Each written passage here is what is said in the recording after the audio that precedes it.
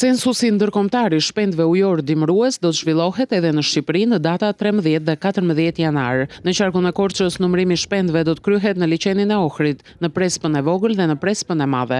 Censusi ndërkombëtar i shpendëve ujor është një nga metodologjitë më cilësore mbi monitorimin e shpendëve. Ai jep informacion thelbësor i cili kontribuon në mbrojtjen dhe konservimin e shpendëve ujor dhe të habitateve ligatinore ku ata jetojnë. Nga censusi një viti më parë në liçenet e Ohrit dhe Prespës është vënë re një numër i ulët i shpendëve, kjo për shkak të ndryshimeve klimatike dhe dimrit më të butë krahasuar me vitet e kaluara. Në numrin e ulët të shpendëve ka ndikuar edhe ulja drastike e nivelit të ujit në këto liçene. Sot censusi mbulon në Shqipëri rreth 33 ligatina. Kufijtë e monitorimit të zonave dhe nën zonave janë vendosur duke u bazuar në gjeografinë e zonës, si edhe në njohuritë lokale të përdorimit të një zone nga shpendët ujor. Në këtë ngjarje ndërkombëtare do të marrin pjesë rreth 143 shtete nga e gjithë bota, ndërsa 12 drejtori rajonale të Agjencisë së Zonave të Mbrojtura në Shqipëri do të jenë pjesëmarrëse me 91 specialistë, të cilët do të kryejnë censusin në 33 vend numërime, ndërsa do të jenë të pranishëm edhe 11 ekspertë.